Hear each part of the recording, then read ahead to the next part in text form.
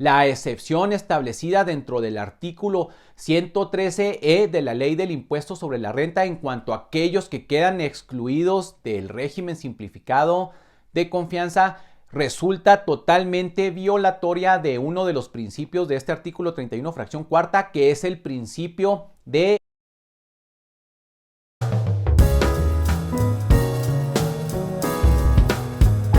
Ahora bien, amigas y amigos, para empezar a analizar estas posibles violaciones al artículo 31, fracción cuarta de la Constitución, que como ya les dije, establecen los pilares de la contribución en México, vamos a analizar qué es lo que establece la Ley del Impuesto sobre la Renta acerca de lo que es el régimen simplificado de confianza para las personas físicas. Entonces tenemos que el artículo 113-E de la Ley del Impuesto sobre la Renta establece que los contribuyentes, personas físicas que realicen únicamente actividades empresariales, profesionales u otorguen el uso o goce temporal de bienes, podrán optar por pagar el impuesto sobre la renta en los términos establecidos en esta sección, siempre que la totalidad de sus ingresos propios de la actividad o actividades señaladas que realicen obtenidas en el ejercicio inmediato anterior no hubieran excedido de la cantidad de 3.500.000 pesos. Ese sería el límite que se establece para que se pueda tributar dentro de este régimen. Para los efectos de las actividades que se contienen dentro de este artículo, ¿qué vamos a entender nosotros por actividades empresariales? Pues bueno, para efectos fiscales son aquellas que comprenden todas aquellas actividades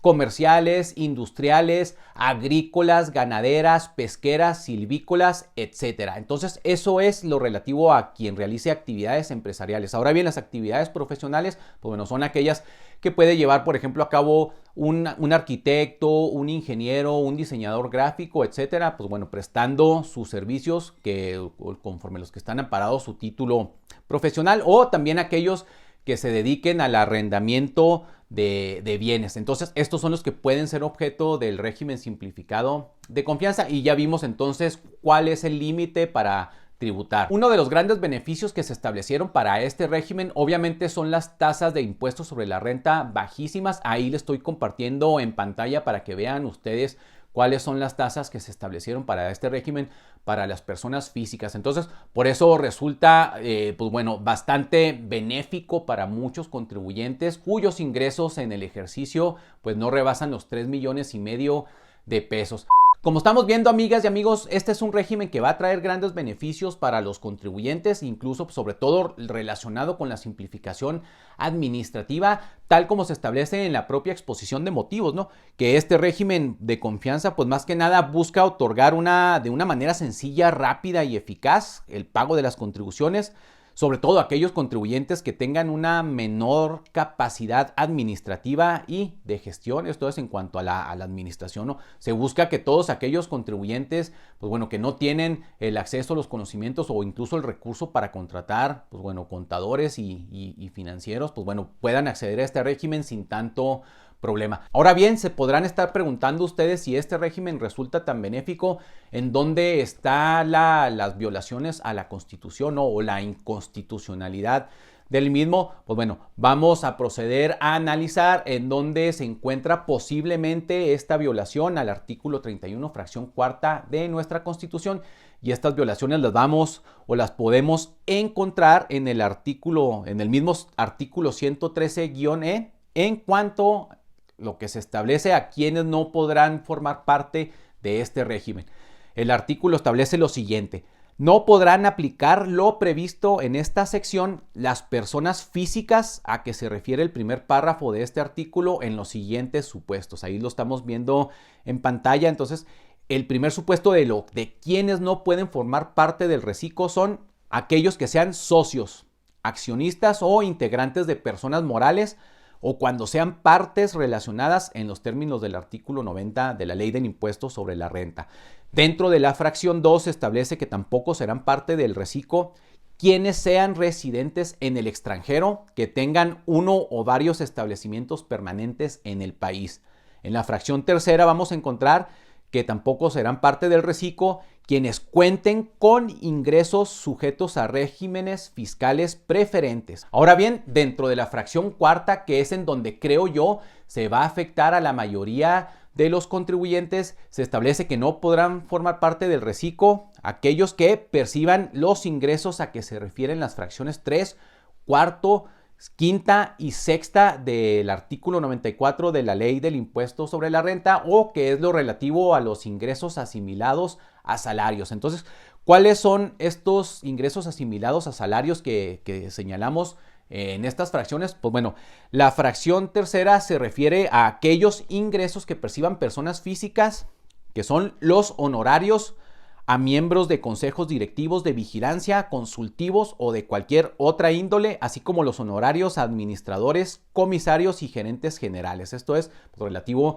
a aquellos miembros de sociedades mercantiles. Eso es en lo que refiere la fracción tercera. La fracción cuarta establece que, bueno, son ingresos asimilables a salarios los que perciban o los que deriven de honorarios a personas que presten servicios preponderantemente a un prestatario, siempre que los mismos se lleven a cabo en las instalaciones de este último. Aquí en esta fracción cuarta caen muchísimos empleados, sobre todo del nivel, bueno, de empleados gubernamentales, los famosos trabajadores que no tienen base, a los que se les contrata primero simplemente, como lo dice el mismo artículo, no por honorarios, que no tienes una base, no tienes un trabajo fijo dentro de la estructura gubernamental. O bien también lo hacen muchas empresas en donde no lo dan de alta ante el IMSS y le pagan por honorarios asimilables a salarios. Como ustedes saben, este régimen de asimilados a salarios es el patrón quien tiene la obligación de hacer la retención del impuesto sobre la renta y enterarla al fisco. Entonces, pues bueno, es una manera también a veces sencilla de contratar personas para no generar, les digo, alguna relación laboral. Entonces, aquí en esta fracción caen miles de contribuyentes, miles de personas físicas que, pues bueno, no podrán formar parte del reciclo. En la fracción quinta, que también es otra de los supuestos más recurridos en la práctica comercial en México, esta fracción quinta establece que se consideran asimilables a salarios los honorarios que perciban las personas físicas de personas morales o de personas físicas con actividades empresariales a las que presten servicios personales independientes cuando comuniquen por escrito al prestatario que optan por pagar el ISR en los términos de este capítulo. Un ejemplo común de lo que vamos a encontrar en esta fracción quinta lo vemos en el caso de abogados, arquitectos, ingenieros, contadores, administradores y demás profesionistas que tienen un título profesional y que en muchos casos tienen su propio despacho, su propia consultoría, su propia empresa y bueno, y prestan sus servicios de manera independiente a varias personas o empresas. Entonces, muchas veces por facilidad administrativa, pues bueno, obviamente una empresa, si tú le vas a dar un servicio legal, una consultoría, un diseño, pues no te va a dar de alta en la nómina y pagarte IMSS y las demás obligaciones laborales que de ello derivan, ¿no? Lo fácil es decir, oye, te voy a pagar pues bueno, tu contraprestación y bueno, te voy a meter en este régimen de asimilables a salarios. Voy a ser yo, porque tú me lo estás comunicando, el que entere el impuesto sobre la renta al fisco. De igual forma, muchas veces esto se hace para facilitar o abaratar el servicio de la siguiente manera. El régimen los ingresos por asimilables a salarios no llevan IVA. Entonces, con esto, pues muchas personas, muchos profesionistas dicen, oye, para no resultarte tan caro, para no cobrarte el IVA, dame de alta como asimilable a salario, págame de esa forma y de esa manera pues no te cobro el IVA, solamente se actualiza el impuesto sobre la renta. Ahora bien, dentro de la fracción sexta vamos a encontrar que es un ingreso asimilado a salario los ingresos que perciban las personas físicas de personas morales o de personas físicas con actividades empresariales por las actividades empresariales que realicen cuando comuniquen por escrito a la persona que efectúa el pago, que optan por pagar el impuesto en los términos de este capítulo. Este es un caso muy parecido al que les acabo de mencionar, sin embargo, pues bueno, es cuando se trata de una persona física que realiza actividades comerciales, agrícolas, industriales, ganaderas, pesqueras, silvícolas, etcétera. Entonces aquí no es un profesionista, sino aquí realiza estas actividades y de igual forma, ¿no? Muchas veces también por facilidad administrativa, por facilidad también a lo mejor de abaratar la prestación de este servicio que está relacionado con su actividad empresarial, pues bueno, se opta por que mejor se le asimile a salario.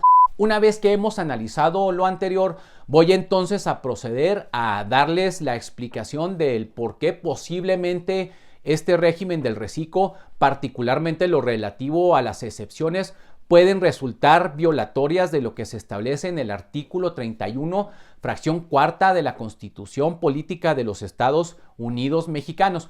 Como ya se los mencioné, en este artículo se establecen los pilares fundamentales de la contribución en México. En este artículo descansan básicamente todos los impuestos que se establecen en nuestro país. Si se comete una violación, si dentro de estas leyes fiscales que se establecen en nuestro país van en contra de lo que establece este artículo, entonces estamos en presencia de una violación constitucional. Entonces, bueno, vamos a analizar qué es lo que establece este artículo 31, fracción cuarta, que señala que son obligaciones de todos los mexicanos contribuir para los gastos públicos, así de la Federación como de los estados, de la Ciudad de México y del municipio en que residan. Ojo, aquí viene lo importante, de la manera proporcional y equitativa que dispongan las leyes en México. Entonces, aquí vamos a encontrar, entonces son tres principios muy sencillos, tres principios fundamentales que se contienen aquí. Es lo relativo a la proporcionalidad, equidad, que estén establecidos en leyes y que sean destinados para el gasto público. Una vez dicho lo anterior, es que posiblemente la excepción establecida dentro del artículo 113E de la Ley del Impuesto sobre la Renta en cuanto a aquellos que quedan excluidos del régimen simplificado de confianza resulta totalmente violatoria de uno de los principios de este artículo 31, fracción cuarta, que es el principio de equidad tributaria. ¿Por qué digo lo anterior? Es decir, que el reciclo violenta el principio de equidad tributaria. Pues bueno, muy sencillo. No encontramos ninguna justificación real ni objetiva del por qué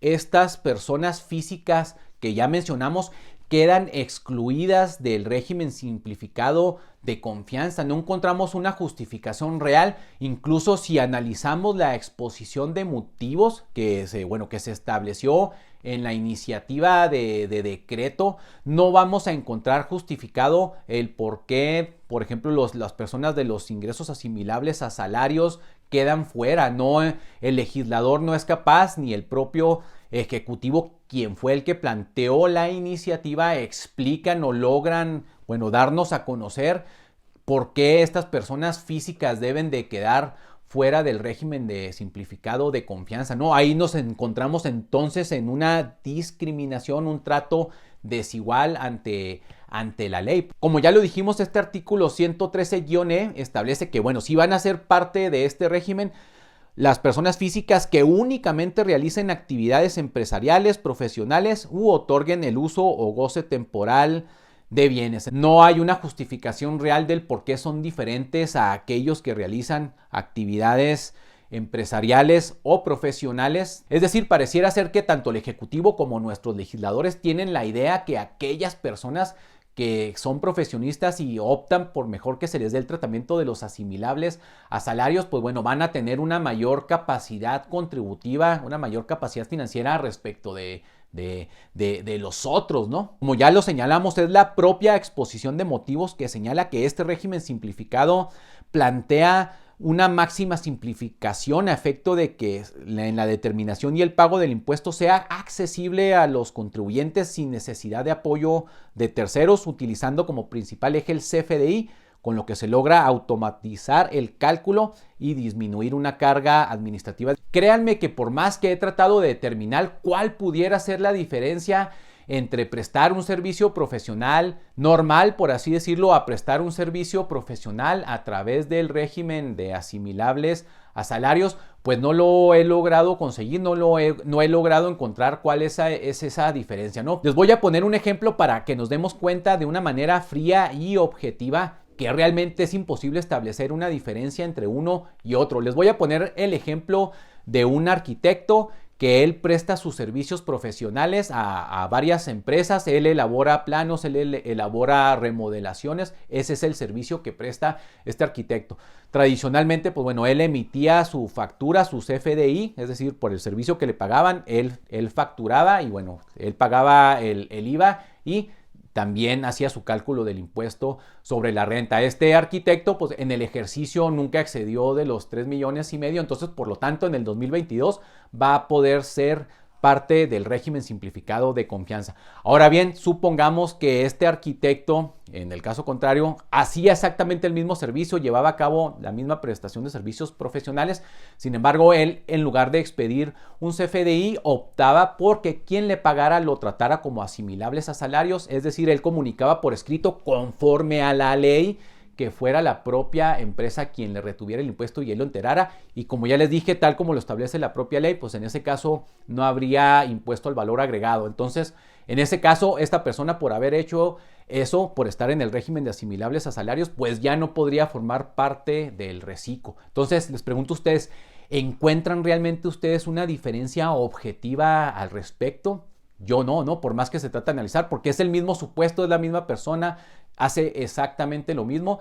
Entonces aquí, como les comento, lo que creo yo que está tratando de evitar el legislador y la autoridad fiscal es precisamente que se le vaya el IVA, ¿no? Porque, o sea, a la hora de que optas porque se te trate como asimilables a salarios, pues bueno, no se actualiza el IVA, pero esto no es porque sea una práctica indebida ni una planeación mal hecha, ¿no? No es una famosa de estas estrategias fiscales para defraudar al fisco, ¿no? ¿Por qué? Porque la propia ley establece que en el tema de los asimilables a salarios no se genera IVA, ¿no? Cuando se preste un servicio profesional. Amigas y amigos, les voy a compartir ahí en pantalla lo que ha establecido la Suprema Corte de Justicia de la Nación relacionado con el principio de equidad tributaria, que como ya les comenté, es lo que se estaría violentando con estas exclusiones injustificadas. Entonces, se establece que, bueno, no toda desigualdad de trato en la ley supone una infracción al artículo 31, fracción cuarta de la Constitución. Ojo, aquí viene lo importante, sino que dicha infracción la produce solo aquella desigualdad que introduce una diferencia entre situaciones tributarias que pueden considerarse iguales y que carece de una justificación objetiva y razonable, tal como se los manifesté en este ejemplo que les puse del arquitecto. De igual forma, la Suprema Corte de Justicia de la Nación ha establecido que el principio de igualdad tributaria exige que a iguales supuestos de hecho se apliquen iguales consecuencias jurídicas, debiendo considerarse desiguales dos supuestos de hecho cuando la utilización o introducción de elementos diferenciadores sea arbitraria o carezca de fundamento racional. Entonces, amigas y amigos, como ya se los manifesté, estas exclusiones que analizamos no encuentran esta justificación real y objetiva, ¿no? Por todo esto que les acabo de mencionar, amigas y amigos, es por lo que considero que pudiéramos estar ante la presencia de una posible violación al artículo 31, fracción cuarta de nuestra Constitución,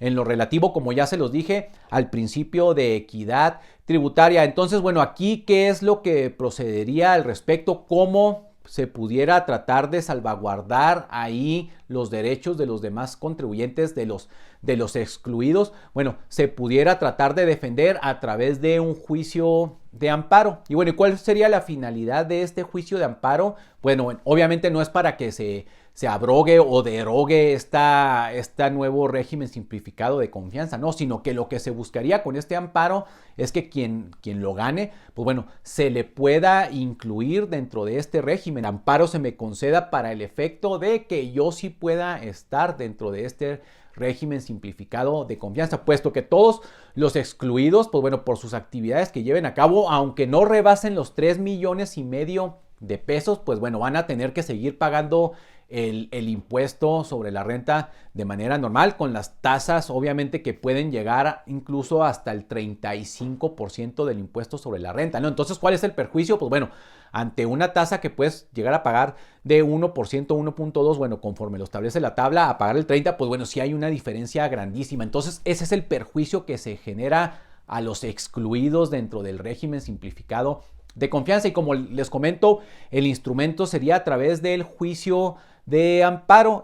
Pero bueno, amigas y amigos, ese fue el tema que les quise compartir en este video. Es un tema que considero importante que se siga analizando y discutiendo, sobre todo porque aquí sí encontramos una afectación para muchos contribuyentes que fácilmente pueden ubicarse dentro de este régimen simplificado de confianza y que quedan fuera por una causa injustificada, como ya se los comenté. Me gustaría mucho saber cuáles son sus opiniones. Los invito por favor a que ahí en la sección de comentarios me dejen cualquier comentario que tengan duda. De igual forma, si ustedes quieren conocer más información al respecto o incluso nos quisieran hacer una consulta relacionada con lo que abordamos en este video, los invito a que visiten nuestra página web en www.abolaulex.com. De igual forma, si les gustó este video, los invito a que le den like, que lo compartan entre aquellas personas que saben que les interesa el tema.